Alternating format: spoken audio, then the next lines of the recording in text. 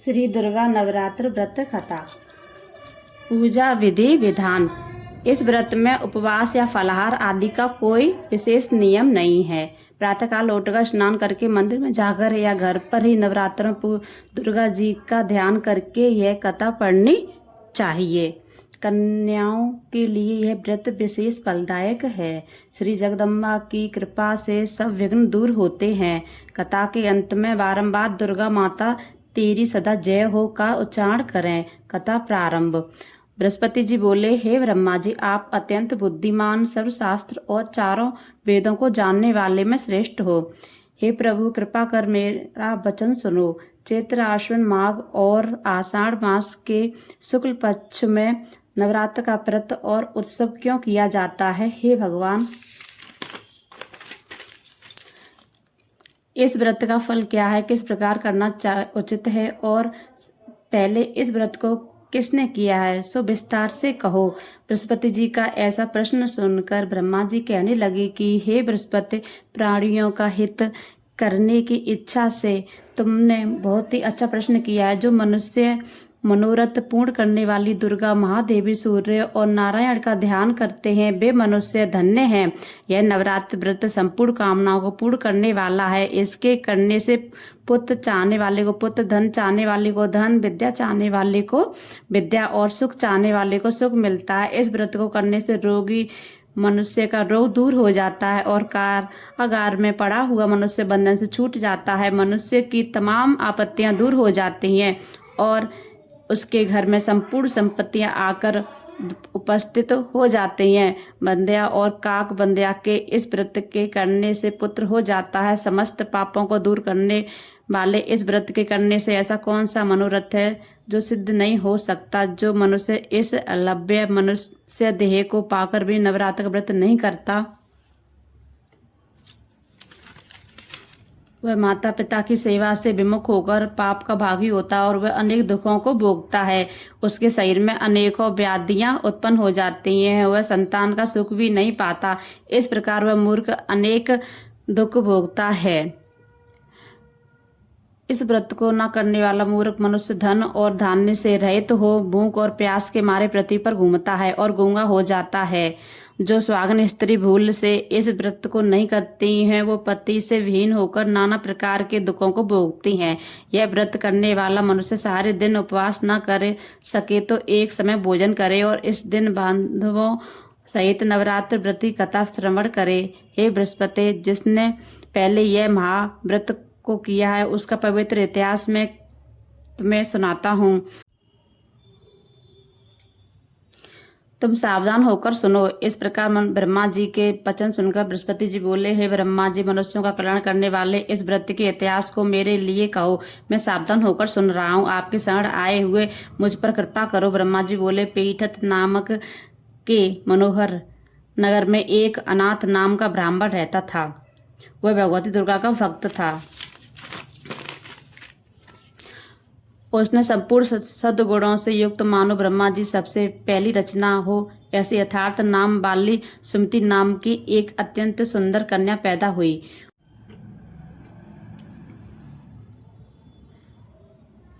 वह कन्या सुमति अपने घर के बालकपन में अपनी सहेलियों के साथ क्रीड़ा करती हुई इस प्रकार बढ़ने लगी जैसे शुक्ल पक्ष में चंद्रमा की कला बढ़ती है। उसका पिता प्रतिदिन दुर्गा जी की पूजा और होम किया करता था।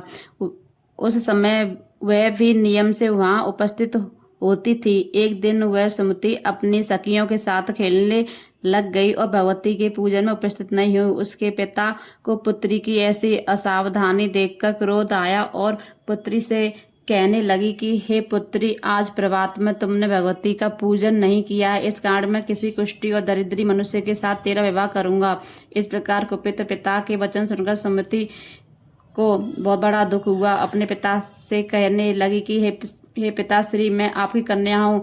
मैं सब तरह से आपके अधीन हूँ। जैसी आपकी इच्छा हो वैसा ही करें।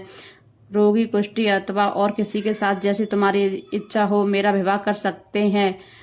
वहीं जो मेरे भाग्य में लिखा है, मेरा तो इस पर पूर्ण विश्वास है। मनुष्य न जाने कितने मनोरथों का चिंतन करता है, पर होता वही जो भाग्य में विधाता ने लिखा है। जो जैसा करता है उसको फल भी उस कर्म के अनुसार ही मिलता है, क्योंकि कर्म करना मनुष्य के अधीन है, पर फल देव के अधीन है। जैसे अग्नि में पड़े हुए तृणादि उसको फल प्रदीप्त कर देते हैं, उसी तरह अपनी कन्या के ऐसे निर्दयता से कहे हुए वचन सुनकर उस ब्राह्मण को और अधिक क्रोध आया। तब उसने अपनी कन्या का विवाह एक कुष्ठी से कर दिया और अत्यंत क्रुद्ध होकर पुत्री से कहने लगा, जाओ जाओ जल्दी जाओ, अपनी कर्म का फल भोगो, देखें केवल भाग्य भरोसे रहकर क्या करती है। इस प्रकार से कहे हुए पिता के कटु वचनों को सुनकर सुमति अपने मन में विचार करने लगी कि अहो, मेरा बड़ा दुर्भाग्य जिससे मुझे ऐसा पति मिला। इस तरह अपने दुख का विचार करती हुई सुमति अपने पति के साथ वन को चली गई। भयावने कुशा युक्त उस स्थान पर उन्होंने वह रात बड़े कष्ट से व्यतीत की। उस गरीब बालिका की ऐसी दशा देखकर भगवती पूर्व पुण्य के प्रभाव से प्रकट होकर सुमति से कहने लगी कि हे दीन ब्रह्माणी, मैं तुम पर प्रसन्न हुई, तुम जो चाहो वरदान मांग सकती हो, मैं प्रसन्न होने पर मन वांछित फल देने वाली हूँ।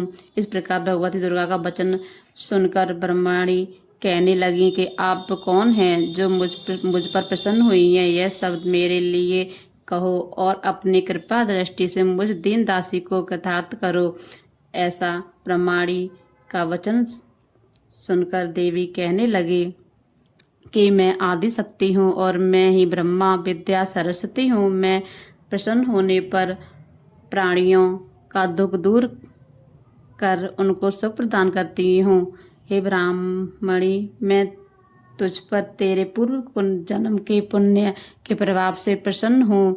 मैं तुम्हारे पूर्व जन्म का वृत्तांत सुनाती हूँ, सुनो। तो पूर्व जन्म में निषाद भील की स्त्री थी और अतिपति प्रता थी। एक दिन तेरे पति निषाद ने चोरी की। चोरी करने के कारण तुम दोनों को सिपाहियों ने पकड़ लिया और ले जाकर जेल खाने में कैद कर दिया। उन लोगों ने तेरे को और तेरे पति को भोजन भी नहीं दिया। इस प्रकार नवरात्र के दिनों में तुम ना तो कुछ खाया ना ही जल पिया। इस प्रकार 9 दिन तक नवरात्र का व्रत हो गया। हे ब्राह्मणी, उन दिनों में जो व्रत हुआ उस व्रत के प्रभाव से प्रसन्न होकर तुम्हें मनवांछित वर दे रही हूँ। तुम्हारी जो इच्छा हो सो मांगो। इस प्रकार दुर्गा जी के कहे हुए वचन सुनकर ब्राह्मणी जी बोली कि अगर आप मुझ पर प्रसन्न हैं तो हे दुर्गा माँ, मैं आपको प्रणाम करती हूँ। कृपा करके मेरे पति के कोढ़ को दूर करें। देवी कहने लगी कि उन दिनों में जो तुमने व्रत किया उस व्रत के एक दिन का पुण्य अपने पति का कोढ़ दूर करने के लिए अर्पण करो। मेरे प्रभाव से तेरा पति कोढ़ से रहित और सोने के समान शरीर वाला हो जाए। ब्रह्मा जी बोले। इस प्रकार देवी का वचन सुनकर वह ब्राह्मणी बहुत प्रसन्न हुई और पति को निरोग करने की इच्छा से ठीक है ऐसी बोली। तब तक अपने पति का शरीर भगवती दुर्गा की कृपा से पुष्टिन होकर अति कांति युक्त हो गया, जिसकी कांति के सामने चंद्रमा की कांति भी क्षीण हो जाती है। वह ब्राह्मणी पति की मनोहर देह को देखकर देवी को अति पराक्रमणी वाली समझकर स्तुति करने लगी। हे दुर्गे, आप दुर्गत को दूर करने वाली, तीनों जगत का संताप हरने वाली, समस्त दुखों को दूर करने वाली, रोगी मनुष्य को निरोग करने वाली, प्रसन्न होने पर मनवांछित वस्तु को देने वाली, दुष्ट मनुष्य का नाश करने वाली, तुम ही सारे जगत की माता पिता हो। हे अम्बे, मुझ अपराध रहित अबला को मेरे पिता ने कुष्ठ रोगी के साथ विवाह कर मुझे घर से निकाल दिया है। उसकी निकाली हुई पृथ्वी पर घूमने लगी।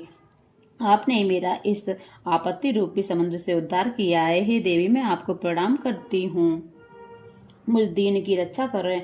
ब्रह्मा जी बोलेगे, हे बृहस्पति, इसी प्रकार उस सुमति ने मन से देवी की बहुत स्तुति की। उसकी स्तुति सुनकर देवी को बहुत संतोष हुआ और ब्राह्मणी से कहने लगी कि हे ब्राह्मणी, तेरे उदालय नाम का अति बुद्धिमान, धनवान, कीर्तिवान और जितेंद्रिय पुत्र शीघ्र ही होगा।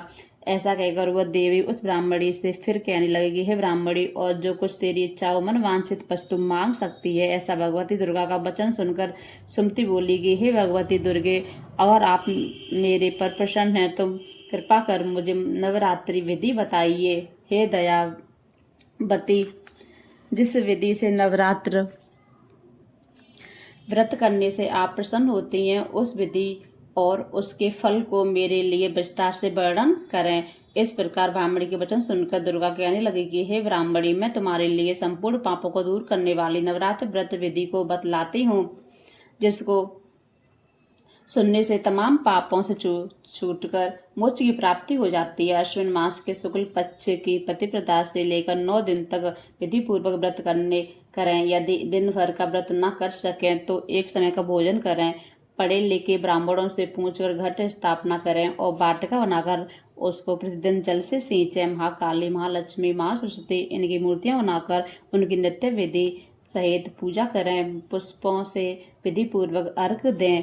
बिजोरा के फूल से अर्घ देने से रूप की प्राप्ति होती है। जायफल से कीर्ति, दाग से कार्य की सिद्धि होती है। आंवले से सुख, केले से भूषण की प्राप्ति होती है। इस प्रकार फलों में अर्घ देकर यथाविधि हवन करें।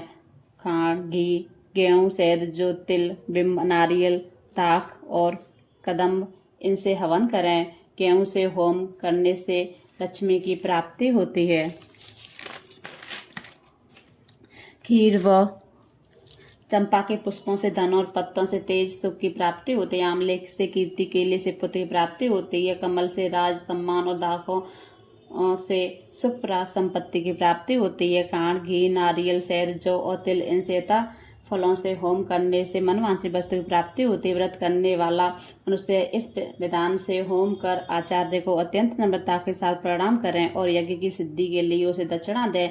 इस महाव्रत को पहले बताई हुई विधि के अनुसार जो कोई करता है उसके सब मनोरथ सिद्ध हो जाते हैं। इसमें तनिक भी संशय नहीं है। इन 9 दिनों में जो कुछ दान आदि दिया जाता है उसका करोड़ों गुना मिलता है फल। इस नवरात्र के व्रत करने से ही अश्वमेघ यज्ञ का फल मिलता है। ब्राह्मणी, इस संपूर्ण कामना को पूर्ण करने वाले उत्तम तीर्थ को तीर्थ, मंदिर अथवा घर में ही विधि के अनुसार करें। ब्रह्मा जी के बोले, हे बृहस्पति, इस प्रकार ब्राह्मणी को व्रत की विधि और फल बताकर देवी अंतर ध्यान हो गई। जो मनुष्य या स्त्री इस व्रत को भक्ति पूर्वक करता है वह इस लोक में सुख भोगकर अंत में दुर्लभ मोक्ष को प्राप्त होता है। हे बृहस्पति, इस दुर्लभ व्रत का महत्व मैंने तुम्हारे लिए बतलाया है। ऐसा ब्रह्मा जी के वचन सुनकर बृहस्पति जी आनंद के कारण रोमांचित हो गए और ब्रह्मा जी से कहने लगे, हे ब्रह्मा जी, आपने मुझ पर अति कृपा की। जो अमृत के समान इस नवरात्रि का व्रत का महात्म सुनाया।